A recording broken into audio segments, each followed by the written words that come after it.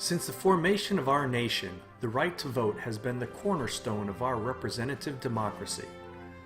Over many years, Congress has expanded voting rights to make sure everyone had an equal voice in our democracy. The 15th Amendment of the United States Constitution provides that no government in the United States may prevent a citizen from voting based upon that citizen's race, color, or previous condition of servitude. It was ratified in 1870. After an epic 72-year struggle, women finally won the right to vote. The 19th Amendment provides that neither any individual state or the federal government may deny a citizen the right to vote because of that citizen's sex. However, Jim Crow laws in the South continued to make it nearly impossible for African Americans to register to vote almost a century after passage of the 15th Amendment. Some would require literacy tests or answering arbitrary questions to gain the right to register to vote. The 24th Amendment of the United States Constitution prohibits both Congress and the states from conditioning the right to vote in federal elections on the payment of a poll tax or any other tax. The amendment was ratified in 1964. Poll taxes had been enacted to prevent poor people from voting and had been held to be unconstitutional by the United States Supreme Court. And finally, echoing the language of the 15th Amendment, the National Voting Rights Act of 1965 outlawed discriminatory voting practices that had been responsible for the widespread disenfranchisement of African Americans. We now have the Voting Rights Act. Now, all citizens should be treated equal, and their votes should be treated equal. We've come a long way. Now let's talk about instant runoff voting and how it's a step back in time.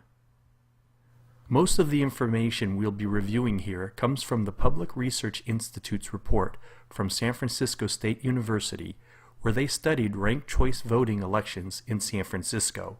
What jumps out at you right away in this report is after San Francisco spent over $700,000 on voter education, is how many people did not know they would be selecting their representatives using this voting method. In 2004, only 67% of the voters showing up at the polls actually knew and were prepared to vote using ranked choice voting. That dropped to 54% in 2005, which means less voters were familiar with this new method the following year. What's even more disturbing, African Americans were considerably less likely than any other racial or ethnic group to know that they would be using this new voting method at the polls. Only 41.9% of African Americans knew that they would be using this entirely new method to vote. And finally, those with lower rates of prior knowledge tended to be those who were less educated, reported having lower incomes, and spoke a primary language other than Spanish. So let's see how they were prepared to vote. In 2004, 33% did not know they'd be using instant runoff voting or ranked choice voting. This increased to 45% in 2005. And 58% of African Americans didn't know they'd be using that method. And the less educated, lower income, and most of the second language voters did not know as well. So understanding how to vote. It's not as simple as 1, 2, 3.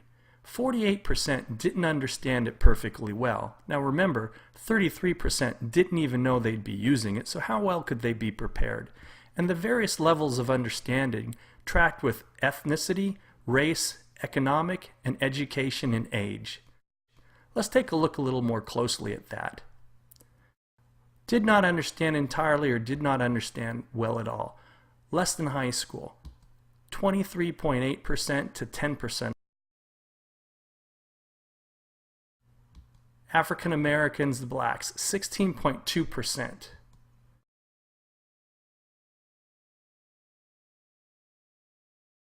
And Chinese, 21.9%.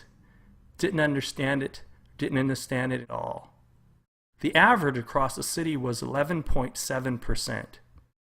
Maybe that's why Suzanne Harrell from the Chronicle wrote, confused Chinese-speaking voters resulted in them having less say in the election outcome, according to a voter education group. This group also considered filing a lawsuit. She stated, still, Lee's group is using its findings and considering whether to file a voting rights lawsuit against the city or push for a repeal of ranked choice voting. Here's a little more from the report. The lack of understanding. The wealthiest voters had a pretty easy time understanding it, but those in the lower income bracket, 23%, said they had a lack of understanding for ranked choice voting.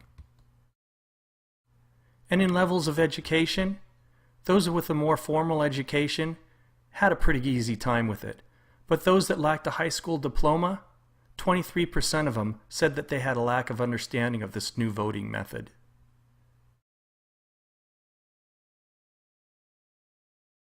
We can clearly show how the lack of understanding decreases participation in the voting process.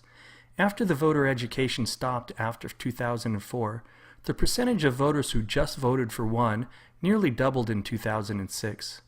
What that means is that the voters didn't have the opportunity to participate in the further runoff process. Maybe they just didn't understand how the system worked, but they didn't get that chance.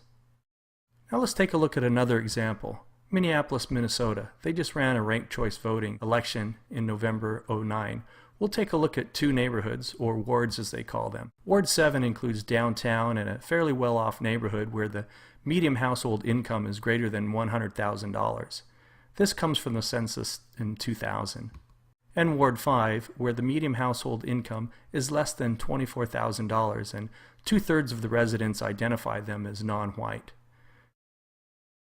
Taking a look at the most recent output of the election, in Ward 7, we'll take a look at the spoiled ballot rate. The spoiled ballot rates are the ballots that are spoiled by the voters at the polls. These are mismarked ballots. And for Ward 7, you've got a mismarked ballot rate of 4.19%.